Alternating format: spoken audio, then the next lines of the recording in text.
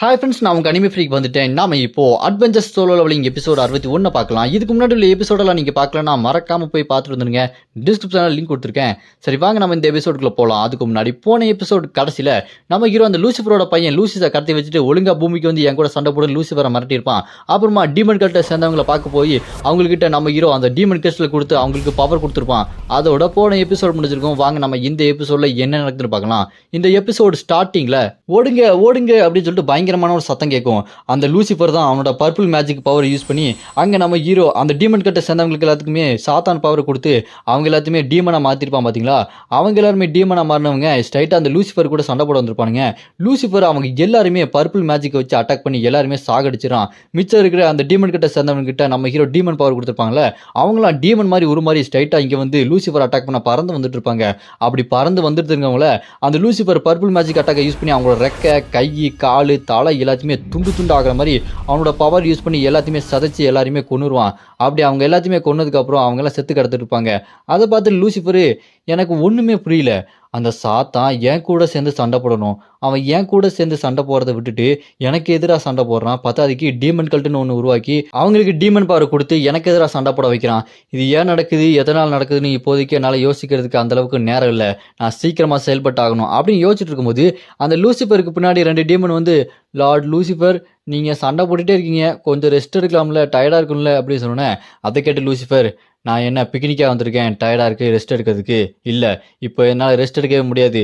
என் பையன் லூசிஸை அந்த சாத்தான் பிடிச்சி வச்சுருக்கான், அவன் என் பையனை பயங்கரமாக சித்திரத்தை பண்ணிகிட்டு இருப்பான், எப்படியாச்சும் என் பையனை நான் சீக்கிரமாக காப்பாற்றி ஆகணும் அப்படின்னு லூசிஃபர் பேசிகிட்டே இருக்கும்போது அங்கே ஒரு சத்தம் கேட்கும். என்னென்னு பார்த்தா இங்கே லூசிஸ் கூட ஒரு எறும்பு மண்டையாக இருப்பான் தெரியுங்களா, அவன் லூசிஸை தூக்கிட்டு வந்துட்டான்.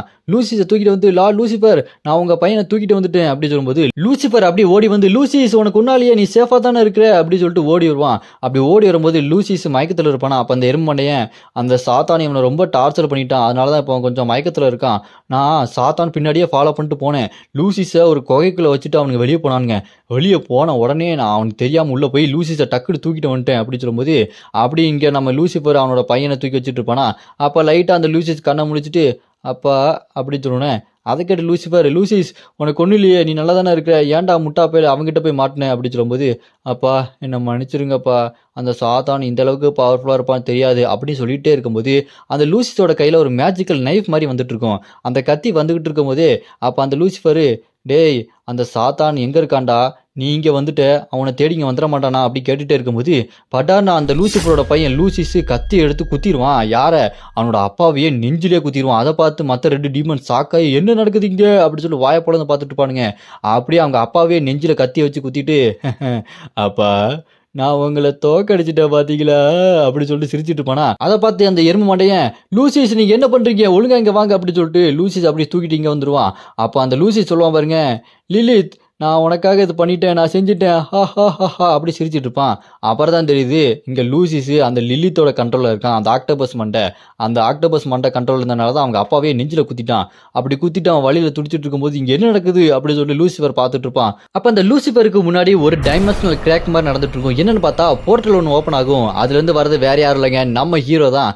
அப்படி வரும்போது, ஏய் லூசிஃபர் என்னோட பரிசு எப்படி இருந்தது, நல்லா இருந்ததா அப்படி சொல்லிட்டு கெத்தா வந்து நிப்பார் பாருங்க. அதை பார்த்துட்டு லூசிஃபர், சாத்தான் நீயாடா, நீ ஏன்டா இந்த மாதிரி பண்ற, கோலப்பயல என் பையனை வச்சே என்னை குத்த வைக்கிறியா, உன்ன மாதிரி சீப்பா இந்த மாதிரி பண்ணுவேன் நான் கொஞ்சம் கூட எதிர்பார்க்கவே இல்லடா அப்படி சொல்லும்போது அதை கேட்டு நம்ம ஹீரோ, என்னது சீப்பா பண்ணனா, நான் எதுக்குடா இதை பற்றி வைக்கப்படணும், நான் என்ன ஏஞ்சலா நேர்மையாக சண்டை போடுறதுக்கு, உங்ககிட்டலாம் நேர்மையாக எதிர்பார்க்க நீ என்ன நல்லவனா, நீ ஒரு புறம்போக்கு, நான் ஒரு முளை மாதிரி, நான் ஒரு முடிச்சவிக்கி, நீ ஒரு ஈத்துற, நம்ம 2 பேத்துக்குள்ள என்னடா ரூல்ஸே கிடையாதுடா லூசிஃபரு, முட்டாள் மாதிரி என்கிட்ட பேசிட்டு இருக்காத புரியுதா, உன்னோட வண்டவாளெல்லாம் தெரியாதுன்னு நினைக்கிறியா, உனக்கு ஞாபகம் இருக்கா, நீ நரகத்தில் டீமன் கிங் கிட்ட எந்த மாதிரியான வேலை பார்த்த உனக்கு ஞாபகம் இருக்கா அப்படின்னு நம்ம ஹீரோ அவன்கிட்ட சொல்லுவான். அப்படியே கட் பண்ணா ஃப்ளாஷ்பேக்கில் நம்ம ஹீரோ டீமன் கிங்காக மாறுறதுக்காக அங்கே நரகத்தில் மற்ற டீமன்ஸ் கிட்ட சண்டை போட்டு அப்படி டீமன் கிங்காக கொஞ்சம் கொஞ்சமாக மாறிட்டு இருந்திருப்பான். அப்படி அவன் டீமன் கிங்காக மாறினதுக்கப்புறம் அந்த லூசிஃபரோட ஒரு அசிஸ்டன்ட் மாதிரி ஒருத்தன் வந்து, இங்கே பாருங்க டீமன் கிங் உங்ககிட்ட எங்களோட லூசிஃபர் பேசணும்னு சொல்கிறாரு அப்படி சொல்லும்போது அதுக்கட்டு நம்ம ஹீரோ, இப்போதைக்கு அவன்கிட்ட நான் பேசுறதுக்கு இஷ்டம் இல்லை, இங்கேருந்து கிளம்பு அப்படின்னு சொல்லும்போது அந்த லூசிஃபர் அனுப்பி வச்ச டீமன் என்ன ஆகும், பட்டாருன்னு வெடிச்சு சதறிடும். அதில் நம்ம ஹீரோக்கு பயங்கரமான டேமேஜ் ஆயிரும். நம்ம ஹீரோ வழியில் துடிச்சிட்டு இருக்கும்போது இங்கே அந்த நம்ம ஹீரோ பிரசன்ல சொன்னா பார்த்தீங்களா, என்ன லூசிஃபர் என் பரிசு எப்படி இருக்குன்னு கேட்டிருப்பான் பாத்தீங்களா, அதே மாதிரி அந்த லூசிஃபர் நம்ம ஹீரோ கிட்ட அப்ப கேட்டிருப்பான். என்னோட பரிசு எப்படி இருக்கு அப்படின்னு கேட்டுட்டு, நீ என்ன இந்த டீமன் கிங்க பவர் வச்சுட்டு இந்த நரகத்தையே சொந்த கொண்டாடலாம் பாக்குறியா, உன்னை அவ்வளோ சீக்கிரம்லாம் விட மாட்டேன். இப்போ உன் முகமூடிய போட்டுட்டு சண்டை போட ஆரம்பிக்கிறியா, ஏன்னா உன் முகத்தை பார்க்கறதுக்கு பாவமா இருக்கு அப்படி சொல்லிட்டு சிரிச்சுக்கிட்டு இருப்பான். இது வந்து நரகத்துல பிளாஷ்பேக்ல நடந்திருக்கு. ஆனா நம்ம ஹீரோ இந்த லூசிஃபர்ட்ட இதை பத்தி சொல்லும் போது யாரோ மாதிரி தான் சொல்றான். ஏன்னா இங்க நம்ம ஹீரோ சாத்தான்ற பேர்ல இருக்கான். டீமன் கிங் அப்படின்றது லூசிஃபருக்கு இது வரைக்குமே தெரியாது. நம்ம ஹீரோ ஏதோ கேள்விப்பட்ட விஷயம் மாதிரி சொல்லிட்டு இருப்பானா, அதை கேட்டு அங்க லூசிஃபரு, சம்மந்தம் இல்லாம நீ தேவையில்லாத பேசிட்டு இருக்க, இப்ப எதுக்கு நீ அதை பத்தி பேசிட்டு இருக்க அப்படின்னு சொல்லிட்டு அவன் நெஞ்சில குத்துன்னு அந்த கத்தி எடுத்து தூக்கி வீசிடுவான். அந்த லூசிஃபர் தூக்கி வீசிட்டு, டேய் நீ என் பையனை தொட்டிருக்க கூடாது, நீ தொட்டது பெரிய தப்பு, உன்னோட உடம்ப நான் கொஞ்சம் கொஞ்சமா பிச்சு பிச்சு கொல்ல போறேன் அப்படின்னு சொல்லிட்டு அவனோட பவர் யூஸ் பண்ணி பயங்கரமான ஒரு அட்டாக் விடுவான். நம்ம ஹீரோ இதெல்லாம் பார்த்துட்டு, உன் பையனை தொடக்கூடாதா, அப்ப என்ன மாதிரியான சாத்தானை வச்சு நீ என்ன நினைக்கிற, நான் இதெல்லாம் பண்ண மாட்டேன்னு நினைக்கிறியா, டே ஒன்று புரிஞ்சுக்கோ, everything is fair love and war, இது தெரியாதா உனக்கு, அதுவும் நான் சாத்தான், நான் என்ன செஞ்சாலுமே அது ஃபேர் தான்டா அப்படின்னு சொல்லிட்டு நம்ம ஹீரோ சிரிச்சுக்கிட்டே இருப்பாரு. அங்க அப்ப அந்த லூசிஃபர் அவனோட பர்பிள் டெக்னிக் யூஸ் பண்ணி செம்ம ஸ்பீடா நம்ம ஹீரோ அட்டாக் பண்ண வருவான் பாருங்க. அப்படியே அவன் அட்டாக் பண்ண வரும்போது குறுக்க பார்த்தா நம்ம பல்லாக்கு மண்டையில அந்த ஆக்டோபஸ் கிட்ட போட வரான். அவன் வந்து நம்ம ஹீரோக்கு பாதுகாப்பா வந்து லூசிஃபருக்கு மூஞ்சிலேயே ஒரு குத்து விடுவான் பாருங்க. அடிச்சடியில லூசிஃபர் அப்படி பறந்து போய் பின்னாடி நிற்பான். நின்னதுக்கு அப்புறம் நம்ம பல்லாக்க பார்ப்பான். நம்ம பல்லாக்கு ஆக்டோபஸ் கெட்டப்ல நிற்பான். ஏன்னா பல்லாக்கு அவனோட ஒரிஜினல் கெட்டப்ல நின்னானா இவன் நரகத்துல பல்லாக்க பார்த்துருப்பான், பல்லாக்க பத்தி தெரியும். அதனால நம்ம ஹீரோ வேற கெட்டப்ல அந்த ஆக்டோபஸ் கெட்டப்ல பல்லாக்க கொண்டு வந்திருக்கான்.